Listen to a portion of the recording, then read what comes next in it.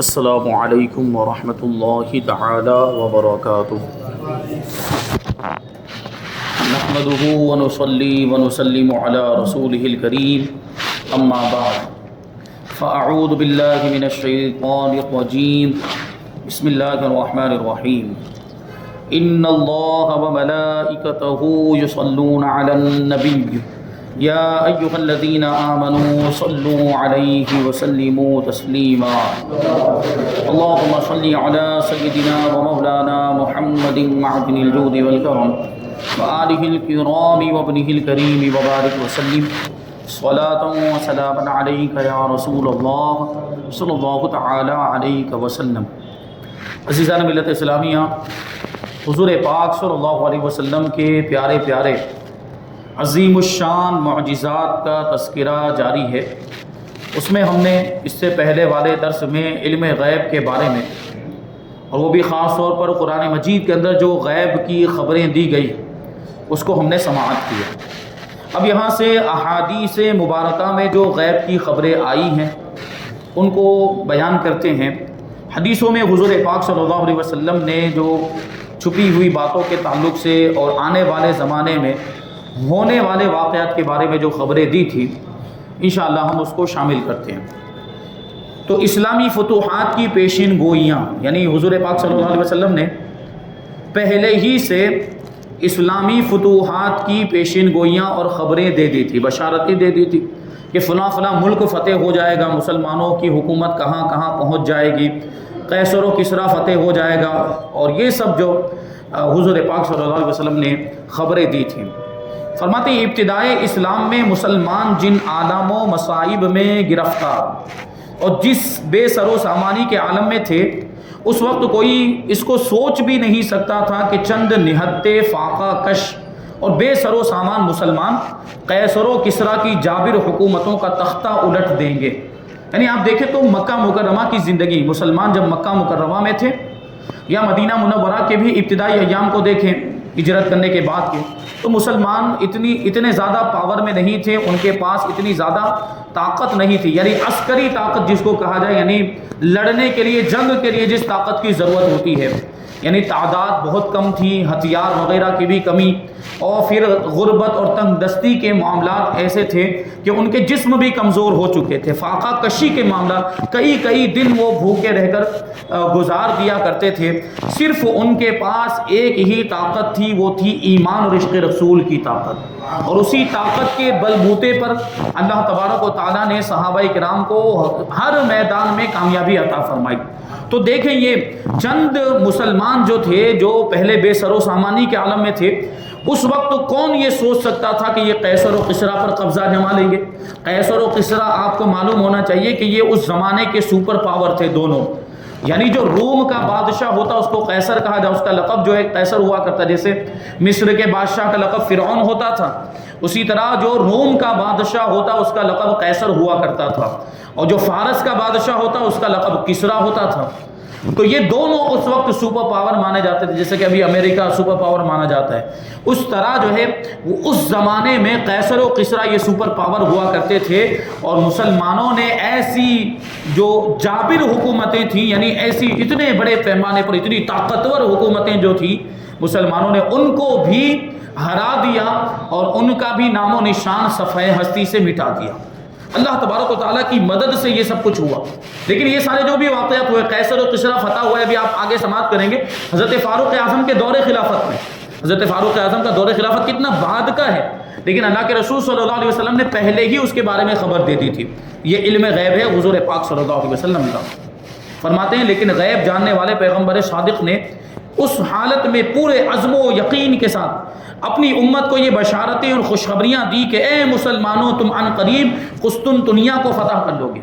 قسطنطنیہ ترکی کے اندر موجود ہے، اور قسطنطنیہ بھی فتح ہوا ہے، لیکن بہت زمانے کے بعد میں فتح ہوا، صحابہ کرام کے زمانے میں بھی فتح نہیں ہوا، بلکہ یہ تو سلطان محمد فاتح نے اس کو فتح کیا، جو سلطنت عثمانیہ کے ایک بادشاہ تھے، انہوں نے اس کو فتح کیا، اور اللہ کے رسول صلی اللہ علیہ وسلم نے سینکڑوں سال پہلے اس کی خبر دے دی تھی کہ تم قسطنطنیہ کو فتح کرو گے۔ صحابہ کرام کے دور میں ایک لشکر روانہ ہوا تھا قسطنطنیہ کی طرف، اس میں حضرت ابو ایوب انصاری رضی اللہ تعالیٰ عنہ بھی تھے، صحابی رسول۔ اور یہ وہ خوش نصیب صحابی ہیں کہ اللہ کے رسول صلی اللہ علیہ وسلم جب مدینہ منورہ تشریف لائے تو سب سے پہلے آپ کے گھر میں قیام فرمایا تھا.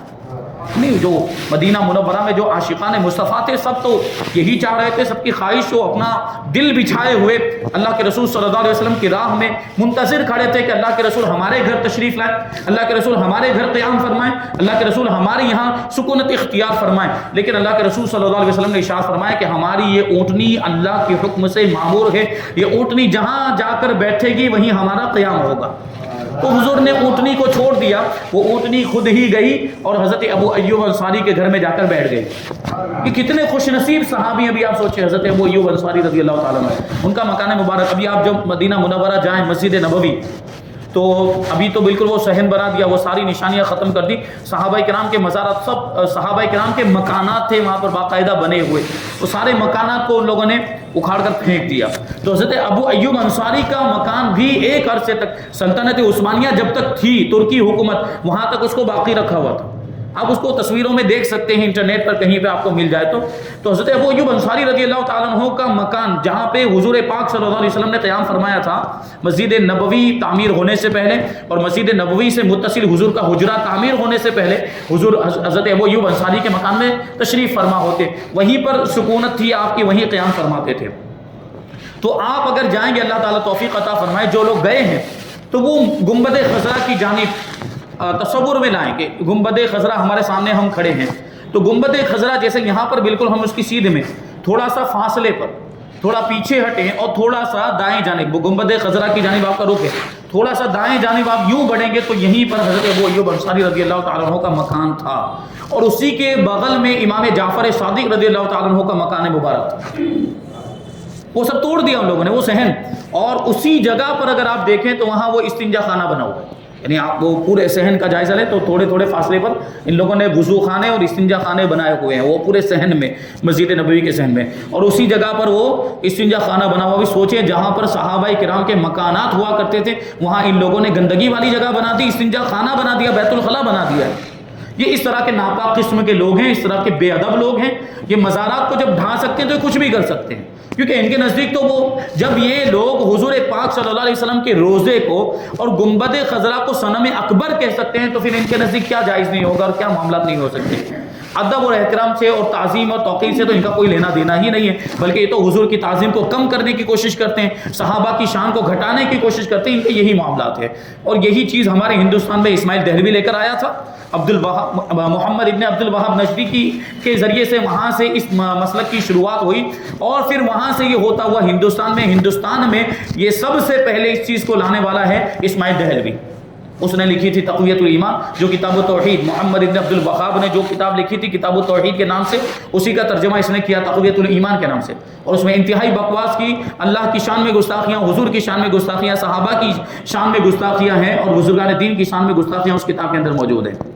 تو یہ ہے دیکھیے، اور اسی وجہ سے تو ان کو وہابی کہا جاتا ہے، محمد ابن عبد الوہاب کی طرف منسوب کرتے ہوئے ان کو وہابی. الحمدللہ ہم اہل سنت و جماعت ہیں، یعنی حضور کی سنت پر عمل کرنے والے اور صحابہ کے طریقوں پر چلنے والے. یہ محمد ابن عبد الوہاب کے طریقے پر چلنے والے، جو ایک نمبر کا گمراہ اور بدتمیز اور گستاخ انسان تھا. تو یہ دیکھیں آپ، اللہ کے رسول صلی اللہ علیہ وسلم نے پہلے ہی خبر دے دی تھی کہ مسلمانوں تم ان قریب قسطنطنیہ کو فتح کرو گے. تو حضرت ابو ایوب انصاری کی بات آئی تھی. حضرت ابو ایوب انصاری جب وہ لشکر قسطنطنیہ کی طرف روانہ ہوا تو اس میں حضرت ابو ایوب انصاری بھی شامل تھے، لیکن اس میں فتح حاصل نہیں ہو پائی. تو صحابہ کرام اور اس وقت بہت سے جو مسلمان اس میں شریک تھے، اس میں بڑی تعداد میں لوگ شہید بھی ہوئے. تو حضرت ابو ایوب انصاری رضی اللہ تعالیٰ نے جب دیکھا کہ اب یہ جنگ میں ان کی شہادت ہو جائے گی، تو شہادت کے قریب انہوں نے یہ وصیت کی تھی کہ میرا جب انتقال ہو جائے، میری جب شہادت ہو جائے تو مجھے جتنا ہو سکے قسطنطنیہ کے قریب لے جا کر دفن کرنا. قسطنطنیہ کے قریب، کیونکہ ان کو یقین تھا کہ اللہ کے رسول نے ارشاد فرمایا کہ قسطنطنیہ ایک دن فتح ہونے والا ہے. قسطنطنیہ جب فتح ہوگا تو لوگ میرے مزار پر حاضر ہوں گے اور مجھے یاد کریں گے. حضرت ابو ایوب انصاری کی اس وصیت کے مطابق جب آپ کی شہادت ہو گئی تو حضرت ابو ایوب شہادت ہوئی یا انتقال ہوا، فطری وفات ہوئی تھی، یہ ذہن سے نکل رہا ہے. تو حضرت ابو ایوب انصاری کو رات کے وقت میں صحابہ اکرام اور مسلمان رات کے وقت میں تاکہ کفار کی نظر نہ پڑے رات کے وقت میں لے کر گئے اور جہاں تک لے جا سکتے تھے دور قسطنطنیہ کے قریب وہاں لے جا کر حضرت ابو ایوب انصاری کو دفن کیا گیا. وہیں پر آج حضرت ابو ایوب انصاری رضی اللہ تعالیٰ عنہ کا مزار پاک موجود ہے. اور سلطان محمد فاتح نے جب قسطنطنیہ کو فتح کیا تھا تو سب سے پہلے وہ حضرت ابو ایوب انصاری رضی اللہ تعالیٰ عنہ کے مزار پر حاضر ہوا. سبحان اللہ. تو یہ بشارت تو حضور نے پہلے ہی دے دی تھی. فرماتے ہیں آگے قیصر و کسریٰ کے خزانوں کی کنجیاں تمہارے دستے تصرف میں ہوں گی. قیصر و کسریٰ ان کے جو خزانے اتنے بڑے بادشاہ سپر پاور تو ان کے خزانوں کا عالم کیا ہوگا. ان خزانوں کی چابیاں مسلمانوں کے ہاتھوں میں ہوگی. مصر پر تمہاری حکومت کا پرچم لہرائے گا. تم سے اور ترکوں سے جنگ ہوگی جن کی آنکھیں چھوٹی چھوٹی اور چہرے چوڑے چوڑے ہوں گے.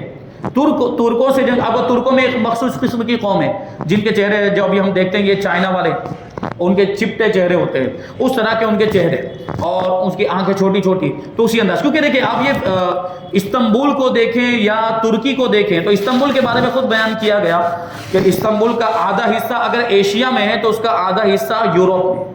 تو وہ اس انداز سے دیکھیں تو کچھ ادھر کے بھی اثرات ہیں اور کچھ ادھر کے بھی اثرات ہیں. تو ایشیا میں ہونے کی وجہ سے اس طرف کے جو علاقے ہیں اور ترکی کے اس طرف کے جو حصے ہیں شہر وغیرہ تو وہاں کے جو لوگ ہیں ان کی شکل و صورت یہ ادھر ایشیا کے جو ممالک ہیں جیسے ابھی آپ یہاں پہ چلے جائیں چین ہے تھائی لینڈ ہے اور کوریا وغیرہ تو ان کے چہرے کیسے ہوتے چپٹے اور چھوٹی چھوٹی آنکھیں ہوتی ہیں. تو اسی کی طرف اللہ کے رسول صلی اللہ علیہ وسلم اشارہ. دیکھیے اب یہ صرف اتنا نہیں فرما دیا کہ ترکوں کے ساتھ جنگ ہوگی بلکہ ان کی شکل و صورت بھی بتائی جا رہی ہے کہ ان کی شکل و صورت کیسی ہوگی. ان کی آنکھیں چھوٹی چھوٹی ہوگی اور چہرے چوڑے یعنی چپٹے ہوں گے اور ان جنگوں میں تم کو فتح مبین حاصل ہوگی. تاریخ گواہ ہے کہ غیب داں نبی کی دی ہوئی یہ سب غیب کی خبریں عالم ظہور میں آئی. حضور نے جو فرمایا تھا کہ قیصر و کسریٰ فتح ہوگا قسطنطنیہ فتح ہوگا اور اسی طریقے سے ترکوں سے جنگ ہوگی اور یہ سب ہوا. تو یہ غیب کی خبریں نہیں تو اور کیا ہے. یہ جو علم حضور پاک صلی اللہ علیہ وسلم کے علم غیب کا انکار کرتے ہیں معاذ اللہ کہ یوں کہتے ہیں کہ حضور پاک صلی اللہ علیہ وسلم کو تو دیوار کے پیچھے کا بھی علم نہیں. معاذ اللہ یہ بات کرتے ہیں جو سینکڑوں سال بعد کی بات بتا رہے ہیں جو یوں سمجھے کہ حضرت فاروق اعظم کے زمانے میں جو ہونے والا تھا اس زمانے کی خبریں حضور پاک صلی اللہ علیہ وسلم دے رہے ہیں. تو یہ علم غیب نہیں تو اور کیا ہے. اب علم غیب کا انکار کرنے کی کوئی گنجائش باقی رہ جاتی ہے. یہ ساری چیزیں تو تاریخی حقیقتیں بن چکی ہیں.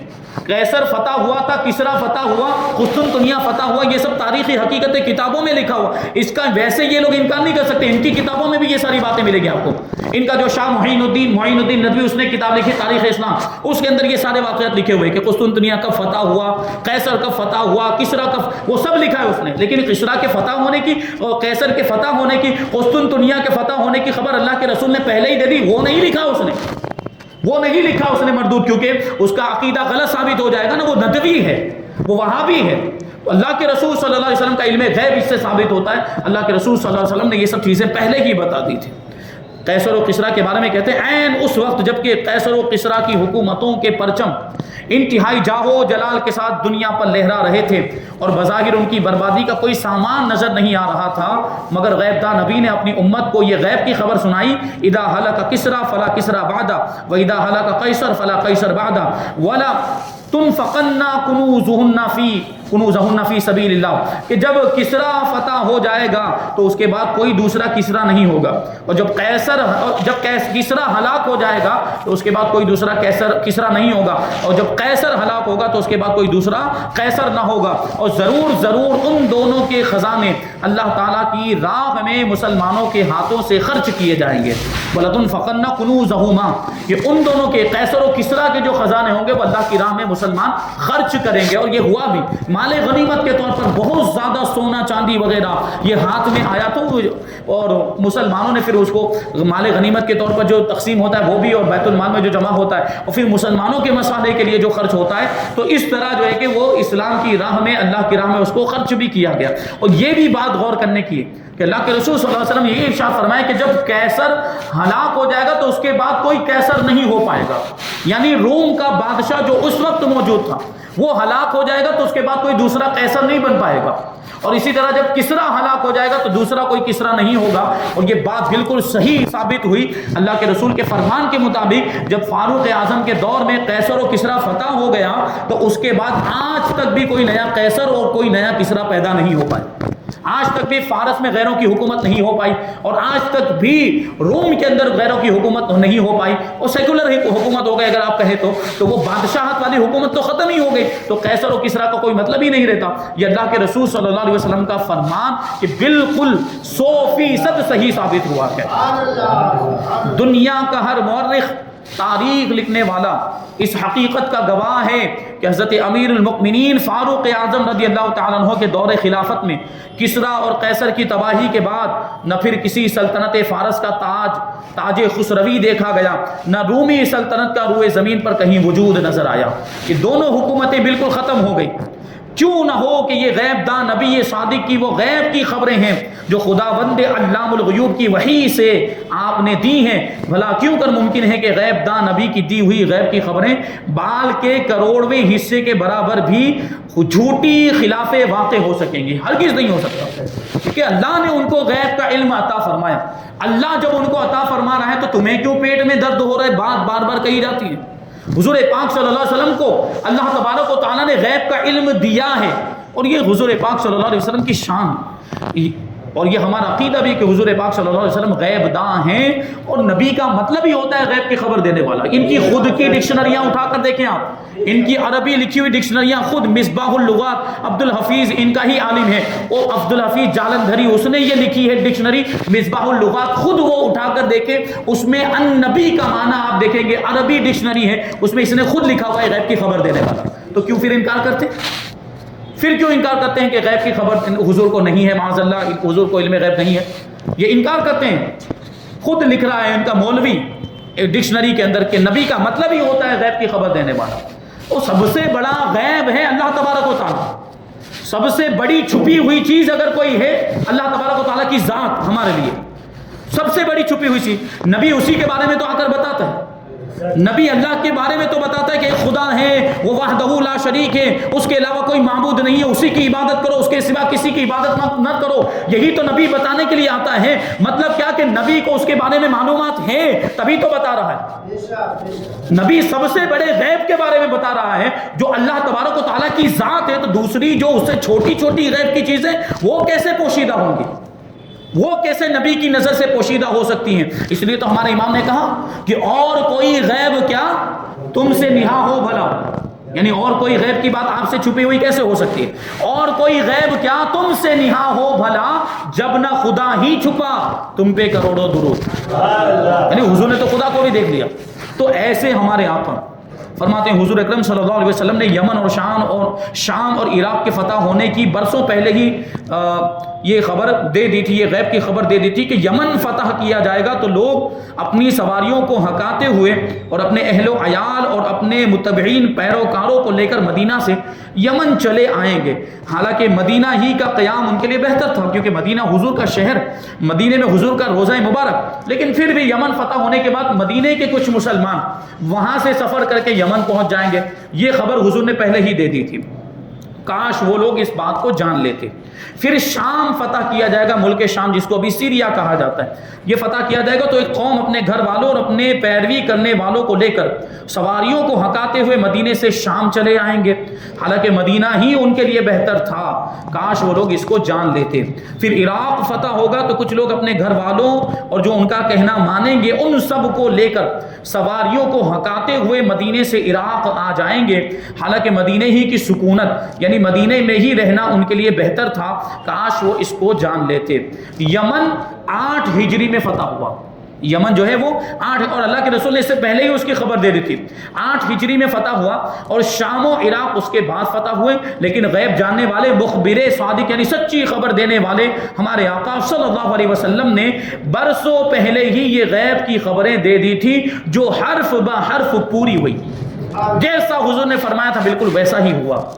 اب حضرت ابو ذر رضی اللہ تعالیٰ عنہ کا ایک واقعہ، مصر کی فتح کے بارے میں کہ مصر کی فتح کی بشارت جو اللہ کے رسول صلی اللہ علیہ وسلم نے حضرت ابو ذر غفاری رضی اللہ تعالیٰ عنہ کو دی تھی، اس کو سماعت کر لیں کہ حضرت ابو ذر غفاری رضی اللہ تعالیٰ عنہ کا بیان ہے کہ حضور پاک صلی اللہ علیہ وسلم نے ارشاد فرمایا، تم لوگ عن قریب مصر کو فتح کرو گے، ایجپٹ، اور وہ ایسی زمین ہے جہاں کا سکہ قیرات کہلاتا ہے، یعنی وہاں جو سکہ چلتا ہے اس کو قیرات کہا جاتا ہے۔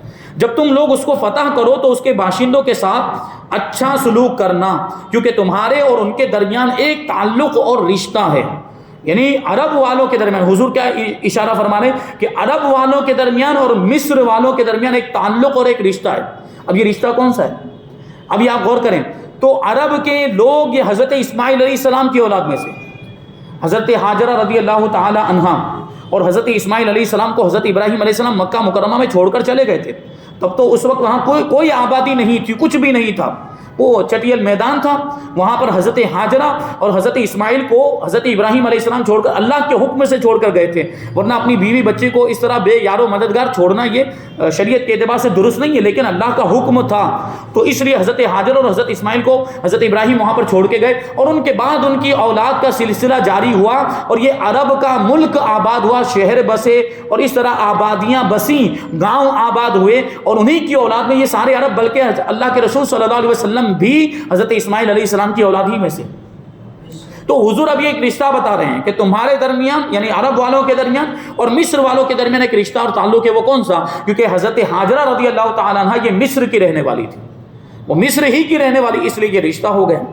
تو اس رشتے کے بارے میں حضور نے اشارہ فرمایا، اور آگے فرمایا کہ جب تم دیکھنا کہ وہاں ایک اینٹ بھر جگہ کے لیے دو آدمی جھگڑا کرتے ہوں تو تم مصر سے نکل جانا۔ یعنی حضرت ابو ذر کو یہ حضور نے نصیحت کی کہ جب یہ واقعہ تمہارے سامنے آئے کہ دو لوگ ایک اینٹ کے بارے میں، ایک اینٹ جتنی جگہ کے بارے میں جھگڑا کر رہے ہیں، تو تم وہاں سے نکل جانا۔ چنانچہ حضرت ابو ذر نے خود اپنی آنکھ سے مصر میں یہ دیکھا کہ عبد الرحمن ابن شرحبیل اور ان کے بھائی ربیعہ ایک اینٹ بھر جگہ کے لیے لڑ رہے ہیں۔ یہ منظر دیکھ کر حضرت ابو ذر غفاری رضی اللہ تعالیٰ عنہ حضور صلی اللہ علیہ وسلم کی وصیت کے مطابق مصر چھوڑ کر چلے گئے۔ اب دیکھیں مصر کے فتح ہونے کی تو بشارت دی، ساتھ میں یہ ایسا خصوصی واقعہ بھی حضور نے بیان کیا کہ ایک وقت ایسا آئے گا کہ دو لوگ جھگڑا کر رہے ہوں گے اور وہ ایک اینٹ کے برابر زمین کے بارے میں ان کا جھگڑا ہوگا، حضور نے وہ بھی بتا دیا۔ اور حضرت ابو ذر غفاری رضی اللہ تعالیٰ عنہ نے وہ واقعہ اپنی آنکھوں سے دیکھا بھی، اور حضور کی نصیحت کے مطابق پھر مصر کو چھوڑ کر وہاں سے تشریف لے گئے۔ ابھی اور اس باب میں بہت ساری باتیں باقی ہیں، جیسے کہ حضور نے بیت المقدس کے فتح ہونے کے بارے میں خبر دی تھی، اور خوفناک راستے پر امن ہو جائیں گے۔ یعنی حضور پاک صلی اللہ علیہ وسلم کے زمانے میں ڈاکوؤں وغیرہ کے معاملات ہوتے تھے کہ سفر کرتے ڈاکو لوٹ لیتے تھے، تو حضور نے اس کے بارے میں فرمایا کہ ایک زمانہ ایسا آئے گا کہ یہ راستے پر امن ہو جائیں گے، ڈاکوؤں کا خطرہ اور یہ دشمنوں کا خوف اور یہ درندے جانوروں کا خوف بھی ختم ہو جائے گا۔ پھر خیبر فتح ہوگا تو خیبر کی فتح کس کے ہاتھ پر ہوگی، یہ بھی حضور نے خبر دی تھی، اور بھی بہت سارے واقعات ہیں۔ انشاءاللہ ہم ساری باتیں آئندہ درس میں شامل کریں گے۔ اللہ تبارک و تعالیٰ کی بارگاہ میں دعا ہے کہ جو کچھ بھی بیان ہوا اس پر ہم سب کو عمل کرنے کی توفیق عطا فرمائے، مذہب اہل سنت و جماعت پر ہم سب کو قائم و دائم رکھے، اور اسی پر ہم سب کا خاتمہ فرمائے۔ وما علینا الا البلاغ۔